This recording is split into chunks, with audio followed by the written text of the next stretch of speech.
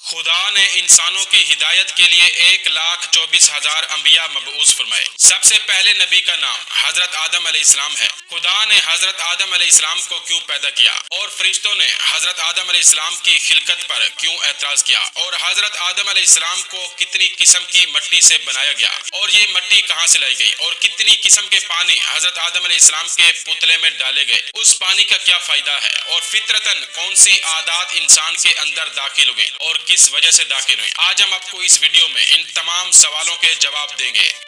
مؤرخین کا بیان ہے کہ جب زمین پر حکومتوں کے مختلف ادوار گزر چکے اور آخر میں جن اور نسناس کو ختم کرنے کے بعد عزازیل بے روایت تبری 1,000 سال حکومت کر کے انانیت میں مبتلا ہو کر اپنے تقدس کا بھانڈا پھوڑ بیٹھا، تو خالق کائنات نے فرشتوں کو مخاطب کرتے ہوئے فرمایا، جس کو قرآن مجید کی سورہ بقرہ آیت نمبر 30 میں بیان کیا گیا ہے، میں زمین میں اپنا نائب بنانے والا ہوں اور اسے ایسا قرار دوں گا کہ اس کی نسل سے انبیاء، رسول اور آئمہ پیدا ہوں گے اور اس کی بے شمار اولاد ہوگی، میں اسی کے ذریعے سے نسلاً بعد نظام ارضی کو چلاؤں گا اور جن و نسناس وغیرہ کو سطح ارض سے اٹھا کر ہوا اور فضا میں پھیلا دوں گا۔ دوستو، یہاں پر آپ کو بتاتا جاؤں کہ نسناس اس جنی مخلوق کو کہتے ہیں جس کا آدھا جسم انسان کا اور آدھا جسم چوپائے کا ہوتا تھا۔ خداوند متعال نے فرمایا، جنوں اور آدم کی اولاد کے درمیان ایک ایسا پردہ قائم کر دوں گا جو انہیں نظر نواز بھی نہ ہونے دے گا، نیز اس کی اولاد کی رہبری اور رہنمائی کے لیے انہی میں سے انبیاء اور رسل وغیرہ مقرر کر کے ان سے اپنی پرستش کراؤں گا۔ خداوند متعال کے اس اعلان کو سننے کے بعد فرشتوں نے کہا، جس کو قرآن مجید کی سورہ بقرہ آیت نمبر 30 میں بیان کیا گیا ہے، کیا زمین میں اسے جانشین قرار دے گا جو فساد کرے گا اور خون بہائے گا،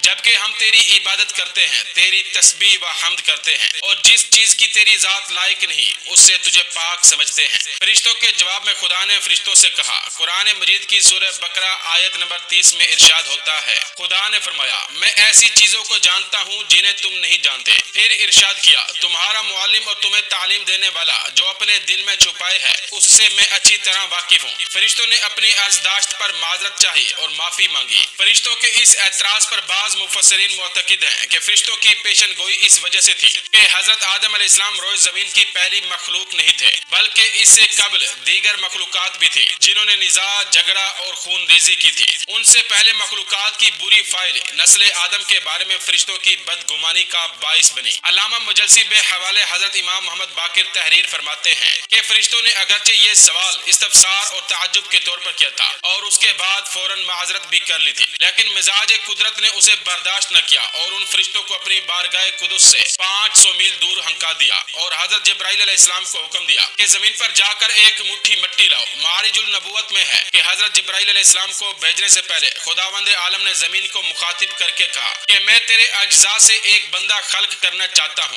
جس کی نسل میں فرما بردار اور گنہگار دونوں ہوں گے۔ جو فرما بردار ہوں گے انہیں جنت میں بھیجوں گا اور جو نافرمان ہوں گے انہیں جہنم کا ایندھن بناؤں گا۔ یہ سن کر زمین نے عرض کی، میرے مالک، جہاں تک مجھ سے بنے ہوئے بندے کی نسل میں فرما بردار کا تعلق ہے میں اس سے بہت خوش ہوں، لیکن یہ معلوم کر کے مجھے سخت صدمہ ہے کہ اس بندے کی نسل سے نافرمان بھی ہوں گے اور انہیں جہنم میں بھیجا جائے گا۔ زمین نے یہ کچھ کہا اور رونا شروع کر دیا، اس کی آنکھوں سے آنسو جاری ہو گئے۔ کہتے ہیں بنی آدم میں رونا اسی لیے فطری شکل میں اختیار کر گیا ہے۔ اس سے معلوم ہوا کہ جو لوگ کسی غم میں روتے ہیں وہ فطرت کا تقاضا پورا کرتے ہیں۔ بہرحال خلاق عالم نے حضرت جبرائیل علیہ السلام کو حکم دیا کہ زمین پر جاؤ اور اس کے مختلف حصوں سے مختلف قسم کی مٹی لے آؤ۔ حضرت جبرائیل علیہ السلام بے حکم خدا آسمان سے روانہ ہو کر زمین پر پہنچے اور انہوں نے چاہا کہ تعمیل حکم خداوندی کریں۔ زمین تھر تھرا اٹھی اور کمال گریہ و زاری کے ساتھ عرض پرداز ہوئی، اے خدا کے مقرب فرشتے، مجھے یہ بات سخت ناگوار اور میرے لیے سخت تکلیف دہ ہے کہ مجھ سے بنی ہوئی مخلوق کی نسل جہنم میں بھی جائے گی، اس لیے میں درخواست کرتی ہوں کہ تو مٹی لے جانے سے باز رہ اور بارگاہ خداوندی میں میری فریاد پہنچا دے۔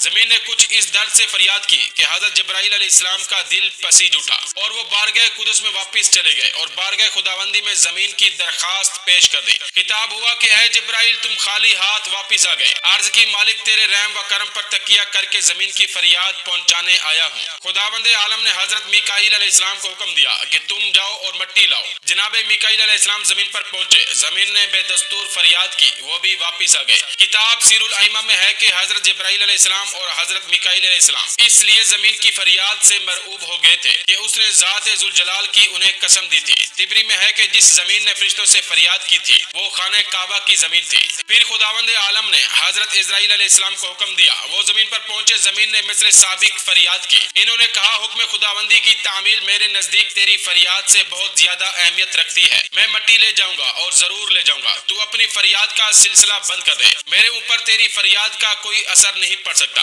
یہ کہہ کر انہوں نے زمین کے مختلف حصوں سے مٹی لے لی۔ علامہ نعمت اللہ جزائری کا بیان ہے کہ حضرت اسرائیل علیہ السلام سے پہلے جو فرشتے گئے تھے انہیں حکم قطعی نہیں دیا گیا تھا، اور حضرت اسرائیل علیہ السلام کو حکم قطعی تھا کہ مٹی ضرور لانی ہے، اسی لیے حضرت جبرائیل علیہ السلام اور حضرت میکائیل علیہ السلام اور بے روایت حضرت اسرافیل علیہ السلام بھی مٹی لانے میں کامیاب نہ ہوئے، اور انہوں نے زمین کی درد بھری فریاد کو وقعت دی، اور حضرت اسرائیل علیہ السلام نے فریاد کی پرواہ نہ کی اور تعمیل حکم الہی کو ضروری سمجھا۔ حضرت اسرائیل علیہ السلام نے نرم اور سخت، نشیب اور فراز ہر جگہ سے مٹی لی، اور اس کا بھی حکم باری کے مطابق خیال رکھا کہ مٹی مختلف رنگوں کی ہو، چنانچہ سرخ، سبز، نیم سرخ، سفید، کبود، گندمی رنگ کی مٹی حاصل کی۔ بعض وہ مٹی تھی جس میں شوریت تھی، بعض وہ تھی جس میں شوریت نہ تھی۔ ایک روایت میں ہے کہ حضرت آدم علیہ السلام کے اجزائے خصوصی کی تعمیر کے لیے مخصوص مقام کی مٹی لائی گئی، مثلا سر کے لیے مقام کعبہ کی مٹی، گردن کے لیے بیت المقدس کی جگہ کی مٹی، اور ہاتھ اور پاؤں کے لیے مغرب و مشرق کی مٹی۔ ایک روایت میں ہے حضرت امام جعفر صادق سے منقول ہے کہ آپ نے فرمایا کہ جب حضرت اسرائیل علیہ السلام زمین کے مختلف اطراف سے مختلف قسم اور مختلف رنگوں کی مٹی لا چکے تو خداوند عالم نے جمعے کے دن پہلے گھنٹے میں حضرت جبرائیل علیہ السلام کو حکم دیا کہ ساتویں آسمان سے لے کر آسمان اول تک کی مٹی سے ایک ایک مٹھی لاؤ، اور ساتوں زمینوں کی مٹی سے ایک ایک مٹھی مٹی لے آؤ اور پھر سب کو ملا دو۔ چنانچہ حضرت جبرائیل نے ایسا ہی کیا۔ یہ مٹی جو آسمانوں سے لائی گئی تھی، خدا نے اس سے رسول، نبی، ائمہ، اوصیاء، صدیقین، شہداء، صالحین، مومنین خصوصی، سعادت مند لوگوں کی پیدائش کی بنیاد قائم کی، اور اس مخصوص قسم کی مٹی سے جو زمین کے مخصوص طبقے سے لائی گئی کچھ خاص قسم کے بنی آدم پیدا کرنے کا بندوبست کیا گیا، یعنی ان مٹیوں کو اجزائے بدن آدم قرار دے کر ان کی تخلیق کی بنیاد ڈالی۔ ایک روایت میں ہے کہ مختلف قسم کی مٹی اور مختلف رنگوں کی مٹی سے آدم کی تعمیر ہی کا نتیجہ ہے کہ مختلف مزاج اور مختلف رنگ کے لوگ پیدا ہوتے ہیں۔ الغرض مٹی فراہم کرنے کے بعد فرشتوں نے اسے ایک مقام پر جمع کیا اور اس کے گوندنے کا بندوبست کیا گیا۔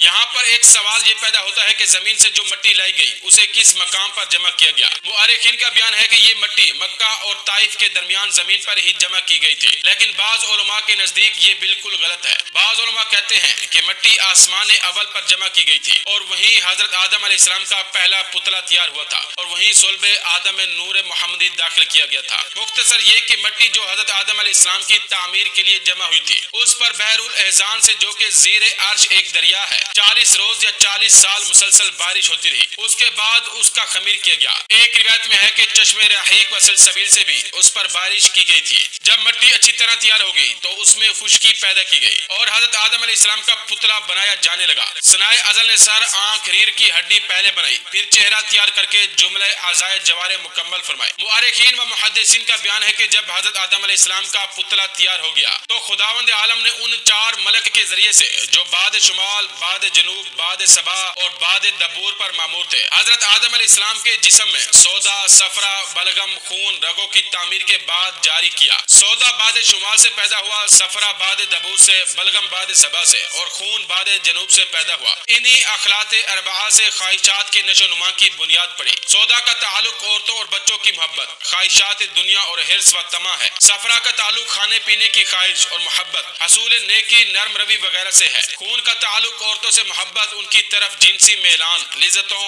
ارتکاب محرمات، شہوتوں کی نشو و نما ہے۔ پھر خداوند عالم نے حضرت جبرائیل علیہ السلام کو حکم دیا کہ 4 قسم کے پانی لاؤ، میٹھا پانی، نمکین پانی، کڑوا پانی، گندلا پانی۔ جب وہ پانی لے آئے تو حکم دیا کہ میٹھے پانی کو آدم کے حلق میں ڈالو تاکہ اسے اور اس کی نسل کو کھانے پینے کی لذت حاصل ہو سکے، اور نمکین پانی کو آنکھ میں ڈالو تاکہ آنکھ کی چربی تقویت حاصل کر سکے اور وہ خراب نہ ہو، اور کڑوا پانی کان میں ڈالو تاکہ حشرات الارض، کیڑے مکوڑے وغیرہ کان میں داخل نہ ہو سکے، اور گندلا پانی ناک میں ڈالو تاکہ ناک میں جو غیر مناسب چیز داخل ہو اسی میں جذب ہو کے رہ جائے۔ حضرت جبرائیل علیہ السلام نے تعمیل حکم خداوندی کر دی۔ تبری میں ہے کہ جب شیطان शैतान हजरत आदम अलैहिस्सलाम के पुतले के पास से गुजरता था तो ठोकर मारकर कहता था कि तू अमरे अजीम के लिए खल्क हुआ है, लेकिन अगर मुझे तेरे सजदे के लिए कहा गया तो मैं हरगिज सजदा न करूंगा। कससुल अंबिया और नूरुल मुबीन में हजरत अब्दुल अजीम से मनकूल है कि इन्होंने एक दिन इमाम मोहम्मद तकी से सवाल किया कि इंसान का पाखाना इस कदर बदबूदार क्यों होता है, जबकि जो खाना इंसान खाते हैं अगर हैवानात को खिलाया जाए तो उनका पाखाना इस कदर बदबूदार नहीं होता। तो इमाम ने फरमाया हजरत आदम अलैहिस्सलाम रूह फूंके जाने से पहले 40 दिन तक जमीन पर पड़े रहे, लिहाजा शैतान उनके मुंह के अंदर से दाखिल होकर कोलहों से खारिज हो जाता था। इसी बिना पर इंसान के पेट में ऐसा बदबूदार ताफन वजूद में आया है।